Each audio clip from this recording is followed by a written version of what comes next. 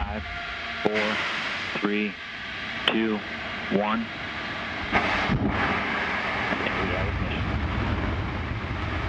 And we have liftoff of Antares, the Tour 3 mission that brings Cygnus on its third CRS mission to the ISS. Got main engines at 108%. Avionics power nominal.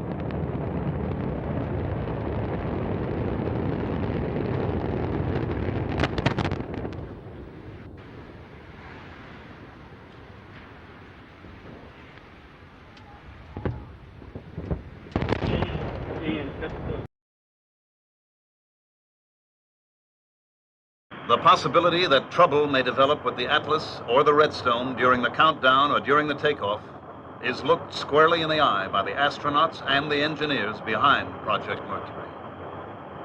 This booster was not a Mercury vehicle, but imagine the worst possible situation for the astronaut, that his capsule is now mounted on top of this Atlas. The escape rocket takes the capsule away from the booster.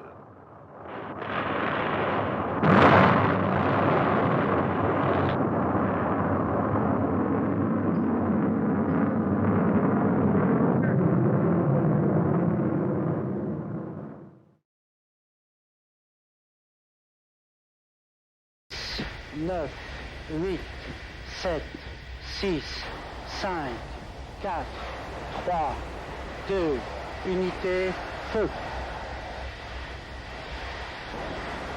Allumage.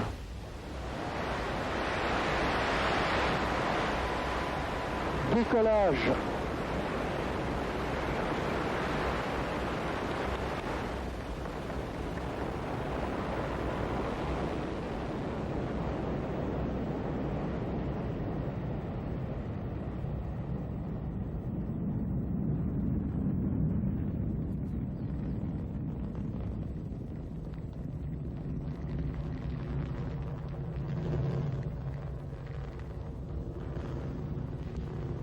Tous les paramètres propulsifs sont normaux et la trajectoire est normale.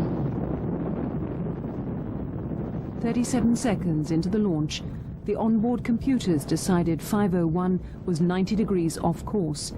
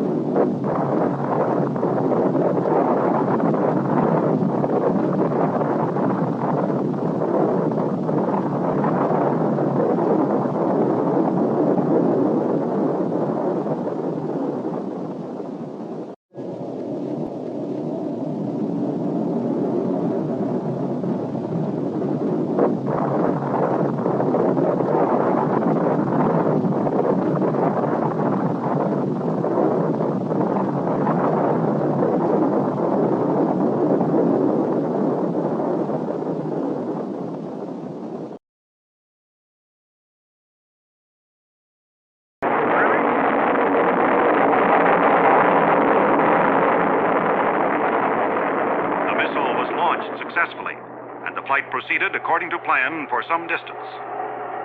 During this time, the missile was stable in pitch, yaw, and roll.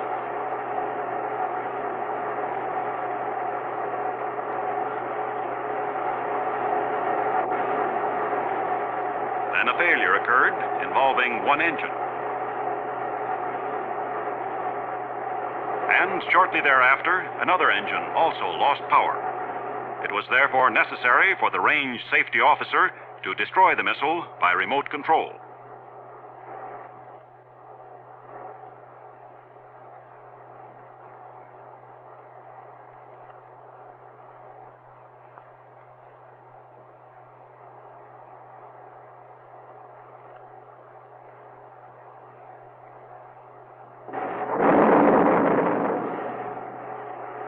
Debris from the missile fell on the test base and in the sea just offshore from the base.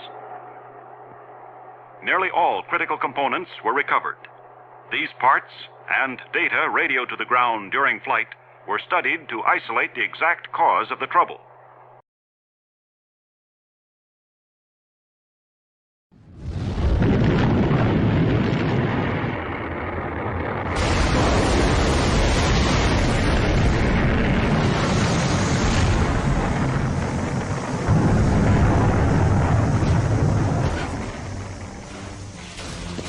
1 in 5 Titan rockets fail.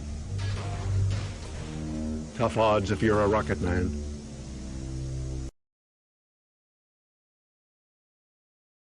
Minus 10, 8, 7, 6, 5, 4, 3, 2, 1.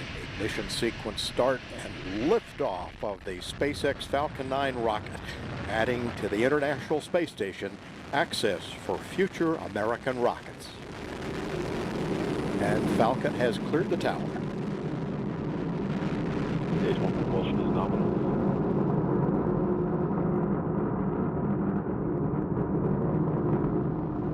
Vehicles programming downrange.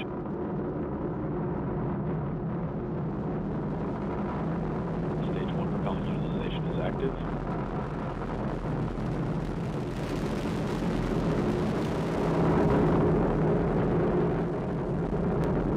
Power and telemetry nominal.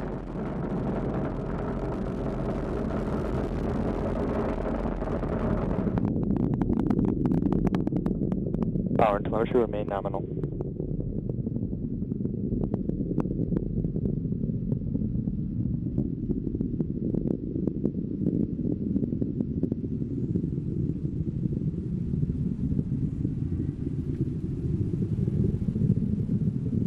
Impact chill has begun.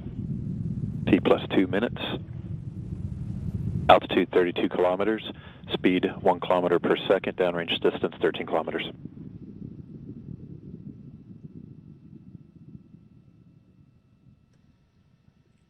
Data coming back shows vehicle on course, on track.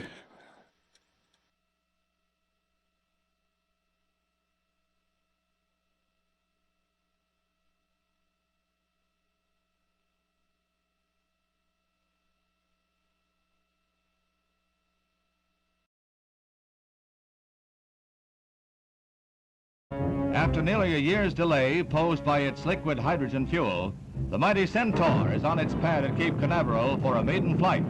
It is to be boosted into space by an Atlas for a 15-minute flight, a flight scheduled to study the performance of the temperamental hydrogen fuel.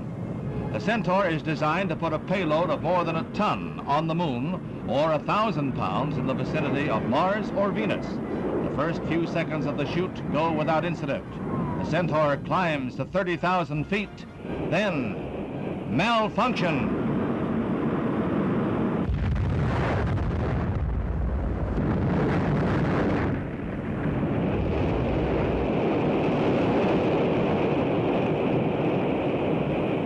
The immediate cause of the explosion is not known. But if it happened in the Atlas booster, it means a probable delay for the next U.S. orbital flight by astronaut Malcolm Carpenter.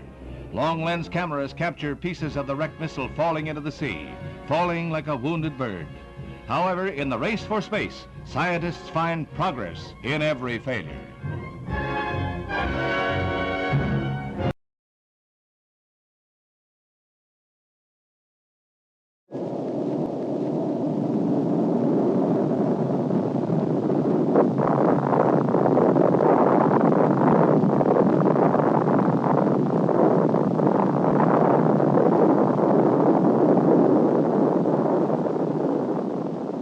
This is not a common occurrence. In this case, there were no human casualties.